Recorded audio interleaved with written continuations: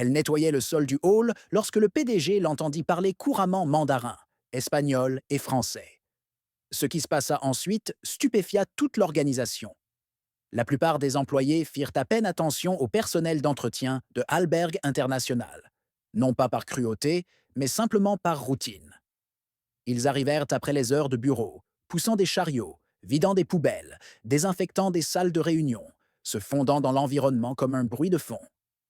C'était un lundi matin, dans le centre de Fort Worth, au Texas, et le hall d'entrée de l'entreprise bourdonnait de pas résonnants sur le carrelage, de personnes tapotant leur smartphone, discutant des échéanciers de projets et serrant des tasses à café comme si elles contenaient des solutions.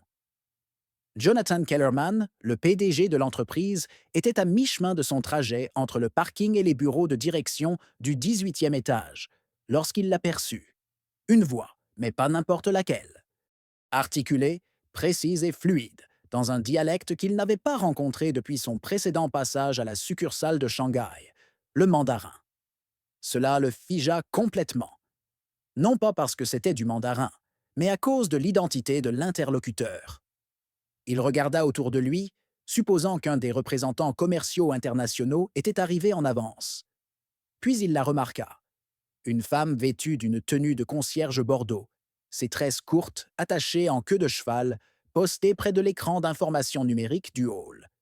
Elle discutait avec un homme âgé, vêtu d'un blazer sombre et portant d'épaisses lunettes, qui semblait à la fois perplexe et reconnaissant. Elle fit un geste calme, d'un ton doux et assuré, le guidant vers les ascenseurs. Kellerman plissa les yeux, il l'avait déjà observé, arpentant les couloirs après de longues réunions. Toujours courtoise, toujours silencieuse, ne croisant jamais le regard à moins qu'on ne lui adresse la parole. Il ne la reconnut même pas. Et pourtant, elle se tenait là, interprétant et expliquant avec fluidité les instructions de l'établissement dans une langue que la plupart des Américains ne parlaient même pas correctement. Il avança lentement. Tandis qu'il s'approchait, elle termina la discussion en mandarin et se retrouva face à un coursier tenant un presse-papier. Elle parla, passant doucement à l'espagnol. Le livreur marqua une pause. Gracias. Puis, tout aussi naturellement, elle s'adressa à un fournisseur qui se tenait non loin de là, examinant un lot de conteneurs mal étiquetés. Elle le lui dit en français, avec un sourire subtil. La mâchoire de Kellerman se crispa légèrement, non pas d'irritation, mais de quelque chose de différent, de plus tendu, une pointe de remords. Il avait travaillé dans la logistique internationale pendant plus de 20 ans, géré des expansions mondiales, employé des interprètes, développé des programmes éducatifs interculturels.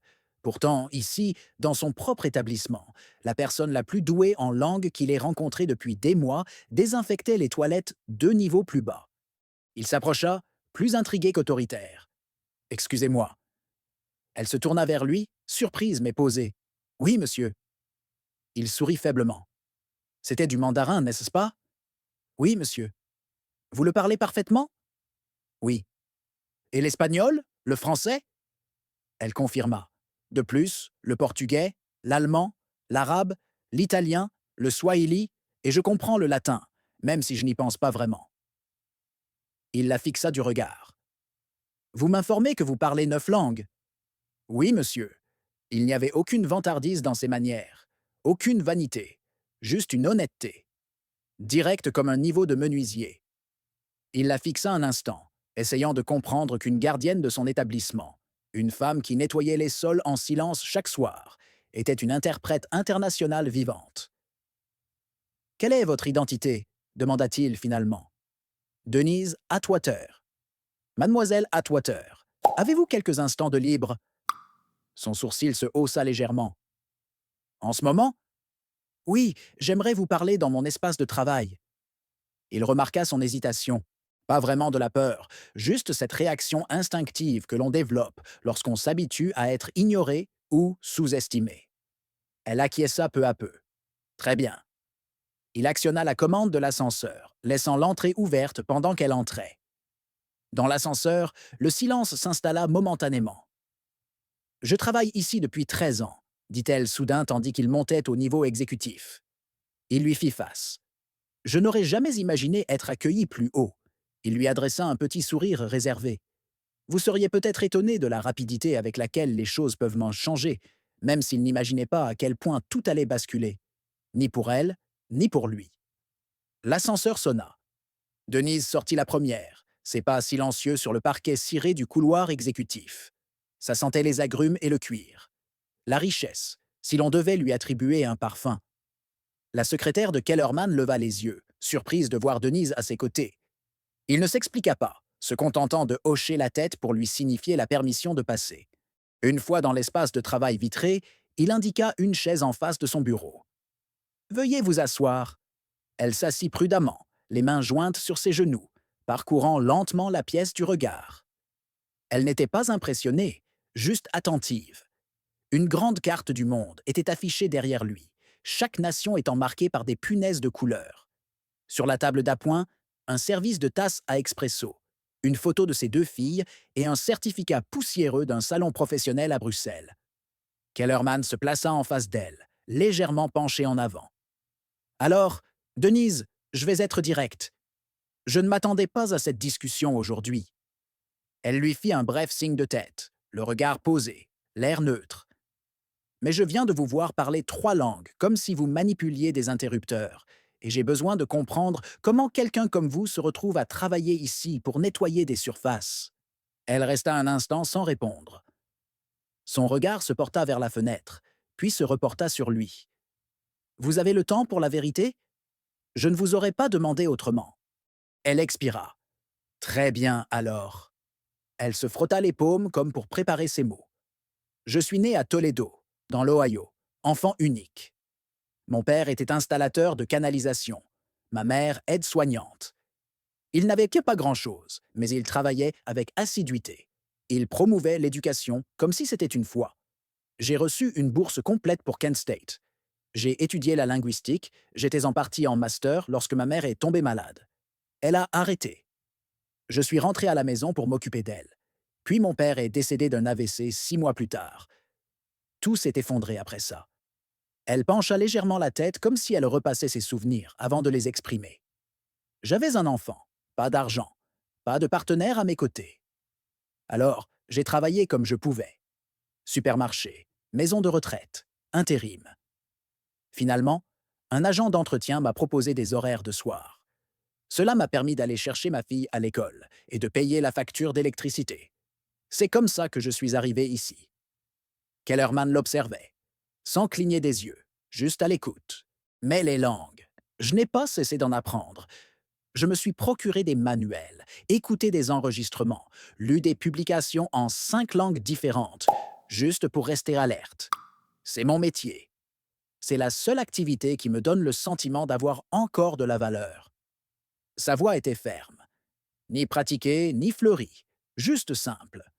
« La plupart des gens ne se renseignent jamais, » ajouta-t-elle. Ils observaient l'uniforme et présumaient. Ce dernier mot persistait dans l'air. Présumer. Kellerman s'affaissa dans son fauteuil, l'impact de son récit s'installant dans sa poitrine comme une pierre. Elle s'éclaircit la gorge. « Écoutez, monsieur Kellerman, je ne partage pas cela pour culpabiliser qui que ce soit. Je ne suis pas rancunière. La vie a suivi son cours. J'ai fait ce que j'avais à faire. Je le fais toujours. Mais vous avez demandé, et voilà la réponse. » Il expira lentement. Denise Atwater était intelligente. C'était clair maintenant. Mais elle ne demandait ni sympathie, ni même aide. Elle disait la vérité. Propre, clair et quelque peu déchirant. « Tu as déjà envisagé de faire quelque chose de différent ?» demanda-t-il. Elle haussa légèrement les épaules.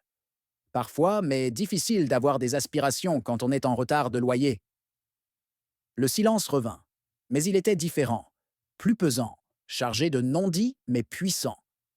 Kellerman prit son bloc-notes et nota quelques lignes. « Qu'est-ce que tu enregistres ?» demanda-t-elle d'une voix toujours calme, mais quelque peu curieuse. Il leva les yeux vers elle. « Des concepts ?» Mais un concept en particulier se formait déjà dans son esprit, et il n'était pas anodin. La discussion le poursuivit toute la journée, même pendant les révisions budgétaires et les appels aux fournisseurs.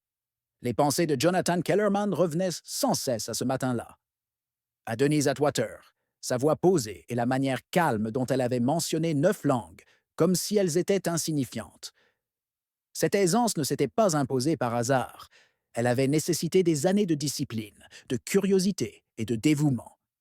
Vers 4 heures moins le quart, il quitta le niveau exécutif et prit l'ascenseur jusqu'à la zone de service de l'immeuble. Il voulait observer quelque chose de près.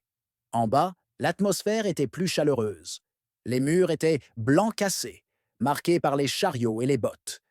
Il passa devant des équipes de maintenance, des aires de repos, des piles de bouteilles d'eau et atteignit enfin la salle de stockage. Il aperçut Denise par l'entrée ouverte, en train de remplir des chiffons en microfibre sur un support métallique. Ça vous dérange si je vous dérange encore demanda-t-il en entrant. Elle se retourna, légèrement surprise. Vous êtes d'as descendu ici? Il sourit. Il ne pouvait s'empêcher de réfléchir à notre conversation. Écoutez, j'ai une demande à vous faire. Elle s'essuya les mains sur sa chemise. Quel genre de demande? Il y a une réunion à l'étage. Un groupe du bureau de Sao Paulo est arrivé en avance et notre interprète a annulé à la dernière minute. Pouvez-vous m'aider? Elle hésita un instant. Portugais? Oui, je peux m'en occuper. Quelques minutes plus tard, ils étaient dans la salle de conférence, 4C. 4 cadres brésiliens étaient assis, mal à l'aise, consultant leur téléphone. Denise entra discrètement, hocha la tête et commença à parler dans un portugais fluide et assuré. Kellerman observa la salle se transformer, les épaules détendues, le contact visuel intensifié. Elle ne se contentait pas d'interpréter. Elle connectait les gens, leur donnait le sentiment d'être reconnue. Lorsqu'un visiteur lança une blague en portugais, Denise répondit par un rire et une blague en retour qui les fit tous rire. Kellerman ne comprit pas un mot, mais il comprit le lien. Au bout de 20 minutes, la réunion prit fin. Un des cadres se tourna vers lui et lui dit en anglais « Elle est supérieure à tous ceux avec qui nous avons travaillé cette année. Où l'avez-vous trouvée ?»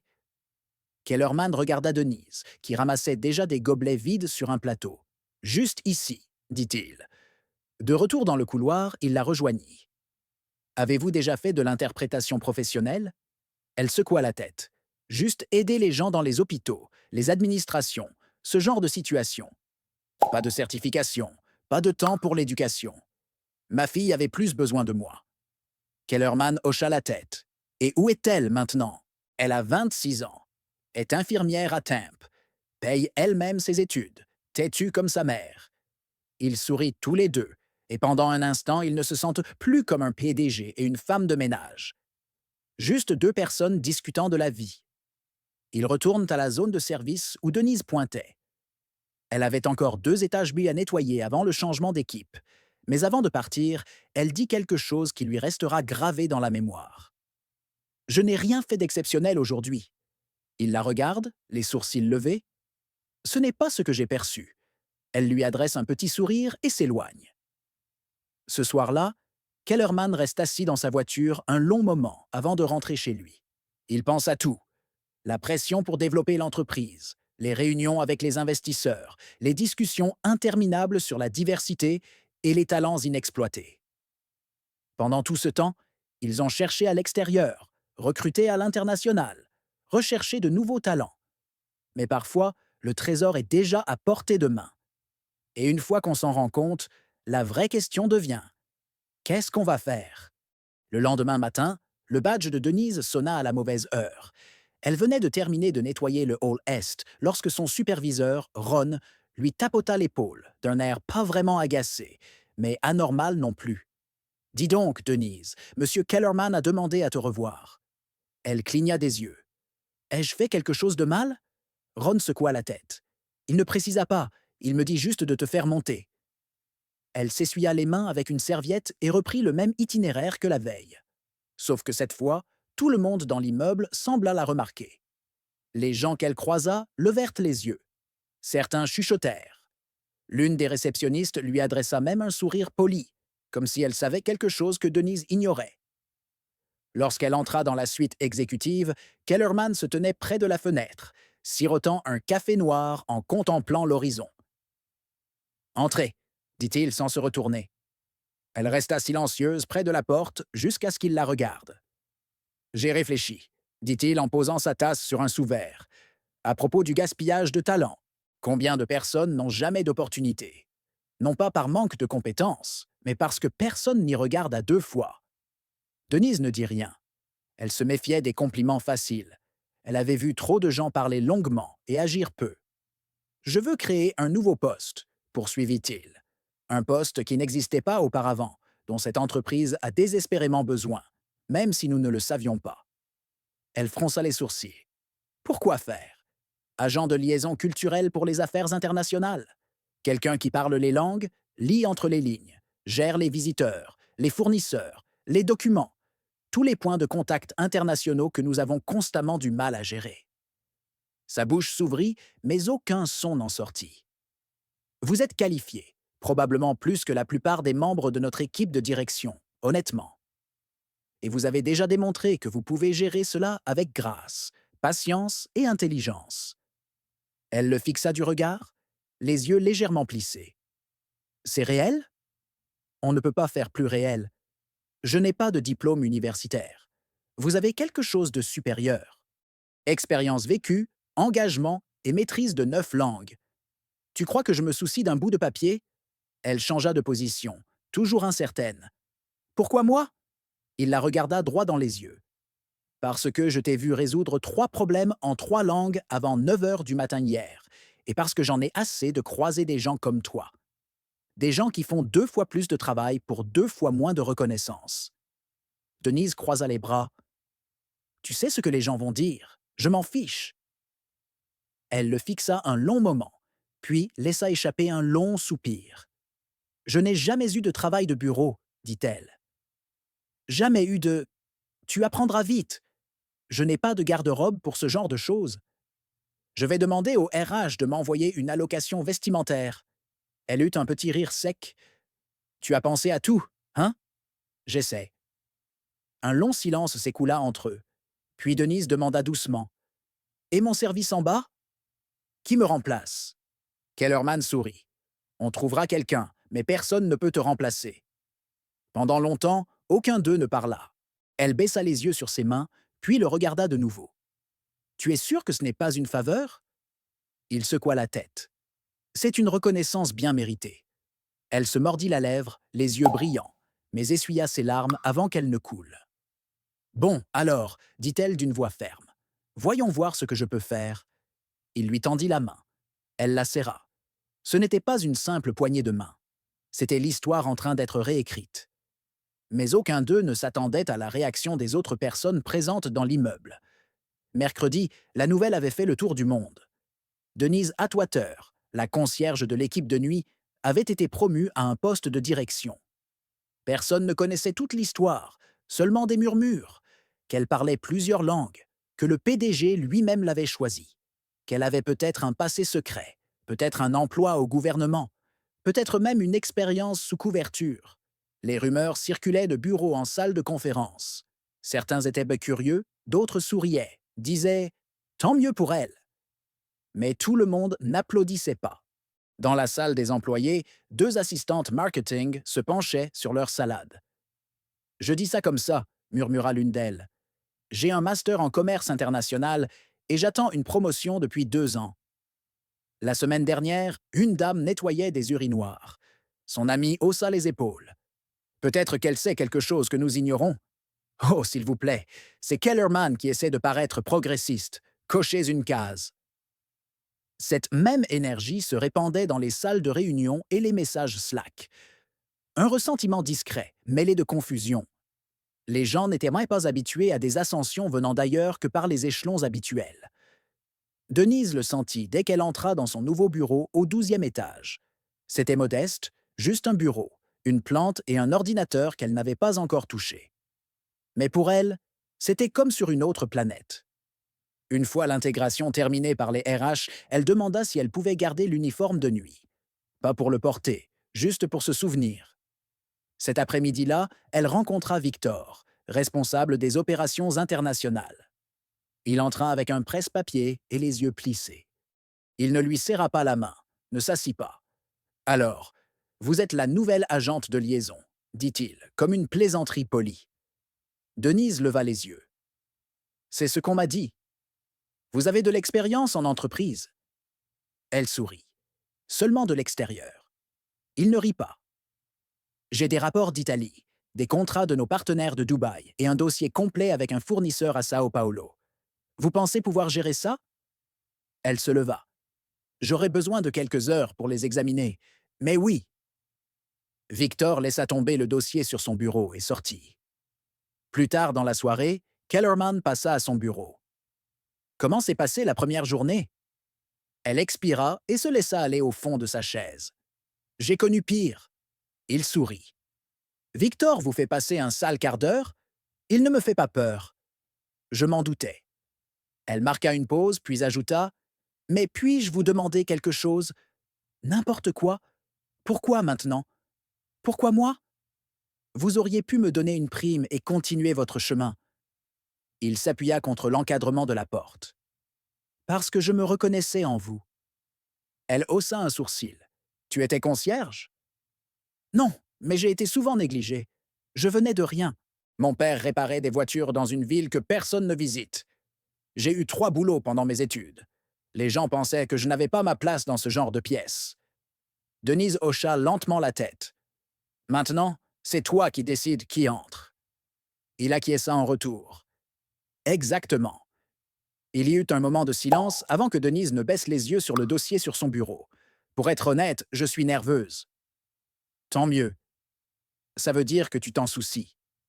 Elle releva les yeux. Il y aura des gens qui détesteront ça. Ils s'en remettront ou pas. Quoi qu'il en soit, on avance. Kellerman se redressa. Tu as une histoire, Denise. Une vraie.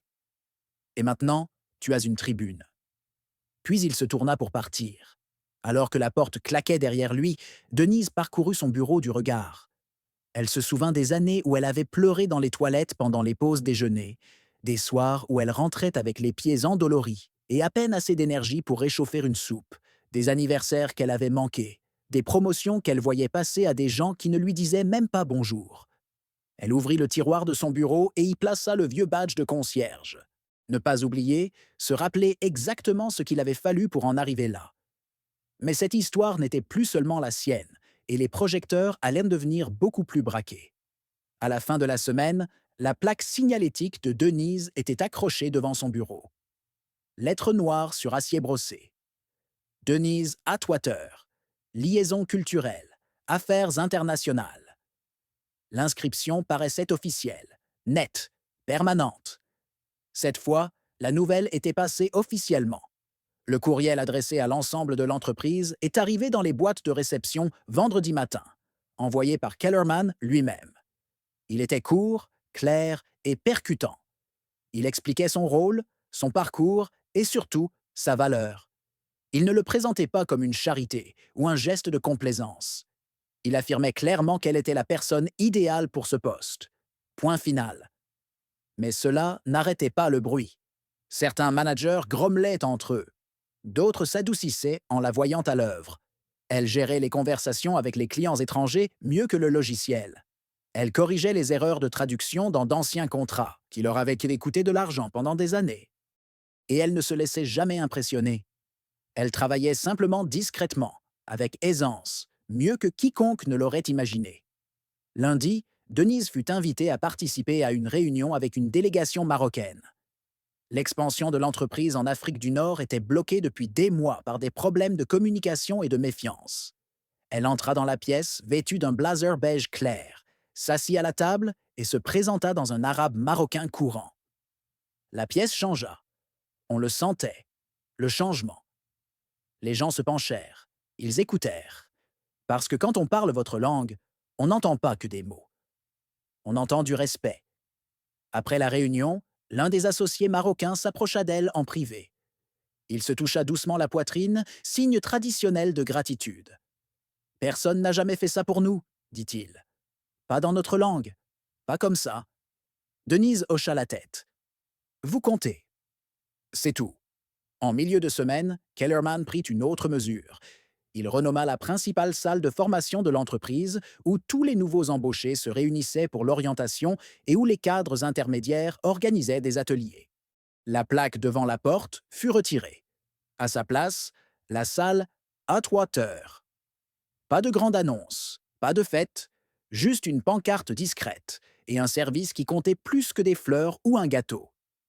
Plus tard dans l'après-midi, Kellerman se tenait devant la salle, observant un nouveau groupe de stagiaires arriver. Il entendit l'un d'eux murmurer « Qui est Atwater ?» Un cadre supérieur répondit « C'est quelqu'un qui a rappelé à cet endroit que la grandeur ne se fait pas toujours en tailleur. » Le même jour, Denise trouva une enveloppe scellée sur son bureau. Pas d'adresse de retour, juste son nom, écrit à la main en lettres capitales. À l'intérieur se trouvait un mot. Je pensais être invisible pour toujours. Mais aujourd'hui, grâce à vous, je me suis relevé un peu. Merci. Pas de signature, juste la preuve que des gens nous observaient. Des gens qui avaient eu besoin de voir ce qui était possible. Denise resta assise là, les yeux fixés sur ces mots, la gorge serrée. Elle ne pleura pas. Elle n'en avait pas besoin, car c'est à ce moment-là qu'elle réalisa que ce n'était pas qu'un travail. C'était une porte. Mais toutes les portes ne restent pas ouvertes sans résistance, et quelqu'un prévoyait déjà de riposter. La réaction ne tarda pas à se manifester. Jeudi soir, Denise fut convoquée à une réunion, non pas par Kellerman, mais par une personne plus haut placée. Eleanor Craig, une membre senior du conseil d'administration arrivée de Dallas. Elle travaillait dans l'entreprise depuis les années 90. Costumes impeccables, langue de bois encore plus acérée. Denise entra dans la petite salle de conférence du 17e étage où Eleanor attendait, une pile de papiers à la main et le regard vide. « Asseyez-vous » dit-elle sans lever les yeux. Denise s'assit. Eleanor tapota 2 fois son stylo. « Alors, mademoiselle Atwater, j'ai examiné votre dossier. Vous n'avez aucun diplôme universitaire, aucune formation en entreprise et aucune certification en management. » Denise ne broncha pas. « C'est exact. » Eleanor croisa les mains. « Vous étiez concierge ici il y a 3 semaines. Moi aussi. » Elle se renversa dans son fauteuil.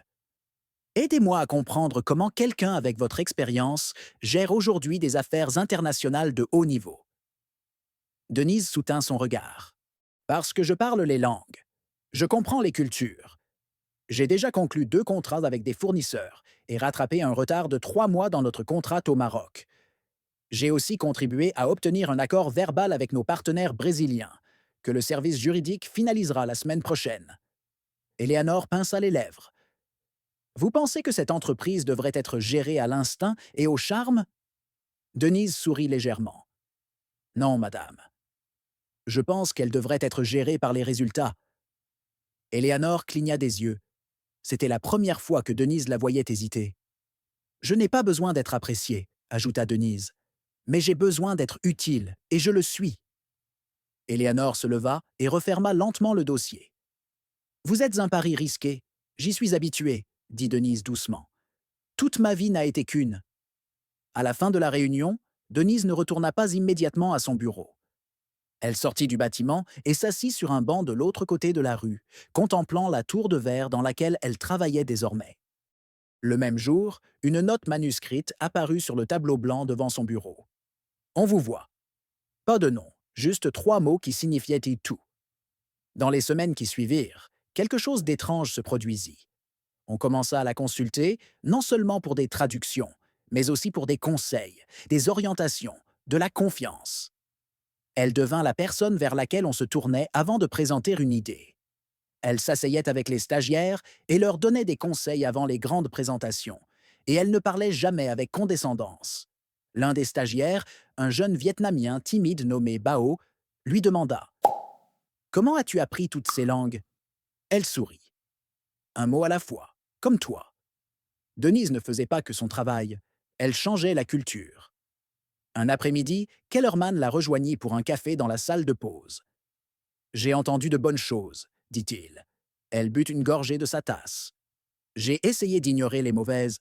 Tu fais des vagues. » Elle le regarda. « C'est une bonne chose ?» Il sourit. « Par ici? Ça veut dire que tu fais quelque chose de bien ?» Ils restèrent silencieux un moment. Pendant des années, elle avait passé devant cet immeuble, portant le même uniforme, des produits d'entretien à la main, se demandant si quelqu'un la voyait. Maintenant, tout le monde la voyait, et certains n'appréciaient pas. Elle sortit son téléphone et appela sa fille. « Dis donc, maman, » répondit sa fille. « Tout va bien ?» Denise hésita, puis hocha la tête. Ouais, j'avais juste besoin d'entendre ta voix. Tu es sûr? J'en suis sûr. Elles discutèrent quelques minutes, sans grand intérêt. Des courses, du chien de sa fille, d'un nouveau film qu'elle voulait voir. Mais le simple fait d'entendre son rire calma Denise. Après avoir raccroché, elle resta assise en silence. Puis elle se leva, traversa la rue et prit l'ascenseur jusqu'à son étage. Le lendemain matin, la nouvelle de la réunion avec Eleanor Craig s'était répandue. Et à la surprise générale, Denise ne recula pas. Elle arriva en avance, prit la parole à une réunion d'équipe, appela le bureau allemand sans avoir besoin d'interprète, calme, vive, imperturbable. Le même jour, une note manuscrite apparut sur le tableau blanc devant son bureau. On vous voit. Pas de nom, juste 3 mots qui signifiaient tout. Dans les semaines qui suivirent, quelque chose d'étrange se produisit. On commença à la consulter, non seulement pour des traductions, mais aussi pour des conseils, des orientations, de la confiance. Elle devint la personne vers laquelle on se tournait avant de présenter une idée. Elle s'asseyait avec les stagiaires et leur donnait des conseils avant les grandes présentations, et elle ne parlait jamais avec condescendance. L'un des stagiaires, un jeune Vietnamien timide nommé Bao, lui demanda « Comment as-tu appris toutes ces langues ?» Elle sourit. Un mot à la fois, comme toi. Denise ne faisait pas que son travail, elle changeait la culture. Un après-midi, Kellerman la rejoignit pour un café dans la salle de pause. J'ai entendu de bonnes choses, dit-il. Elle but une gorgée de sa tasse. J'ai essayé d'ignorer les mauvaises. Tu fais des vagues. Elle le regarda. C'est une bonne chose? Il sourit. Par ici? Ça veut dire que tu fais quelque chose de bien? Ils restèrent silencieux un moment. Vous savez, a-t-il ajouté, j'envisage de lancer un programme de formation pour les talents internes, en particulier pour les personnes travaillant hors bureau. Il y a probablement d'autres Denise dans ce bâtiment. Elle a hoché la tête. Il y en a. On ne les a juste pas encore vus. Il l'a regardé. Vous voulez m'aider à le construire? Elle a souri. J'avais déjà commencé à réfléchir. À la fin du mois, le programme pilote a été lancé. Une nouvelle initiative appelée Voices Inside, conçue pour donner aux employés de tous les services un accès à des formations linguistiques, à du mentorat en leadership et à une visibilité inter-service. C'était l'idée de Denise, et elle a fait fureur. Finalement, elle a été invitée à prendre la parole lors d'un sommet sur le leadership logistique à Cincinnati, où elle a raconté son histoire, non pas comme une histoire motivante, mais comme une mise en contexte. Je n'ai jamais été une simple concierge, a-t-elle déclaré à l'assistance. Je parlais couramment. J'étais capable, j'étais prête. Mais personne n'a jamais regardé assez longtemps pour le voir. Alors, la prochaine fois que vous croiserez quelqu'un sans titre, demandez-vous « Qu'est-ce qui vous manque vraiment ?» La salle était silencieuse, puis elle se leva, applaudissant à tout rompre. En sortant, un jeune homme s'approcha d'elle, les larmes aux yeux. « Ma mère est femme de ménage, dit-il, et elle parle 5 langues. » J'avais honte de dire ça. Denise lui toucha le bras. « N'aie jamais honte de tes origines. La seule honte, c'est de ne pas voir le génie. » Elle sortit de cet immeuble plus grande que jamais. Non pas à cause des applaudissements, ni à cause de la promotion, mais parce qu'elle n'avait pas changé pour ce rôle. Elle avait apporté avec elle toute son histoire. Et cela faisait toute la différence. Ne présumez jamais de la valeur de quelqu'un en fonction de sa tenue, de son lieu de travail ou de son CV. Le talent n'a pas de code vestimentaire. L'intelligence n'a pas besoin de permission. Et le génie peut passer devant vous avec un badge nominatif, une serpillière à la main. Si vous avez déjà été négligé, sous-estimé ou ignoré, persévérez. La bonne personne vous verra. Et quand ils le feront, n'hésitez pas à prendre place à table. Mieux encore, apportez quelques chaises supplémentaires.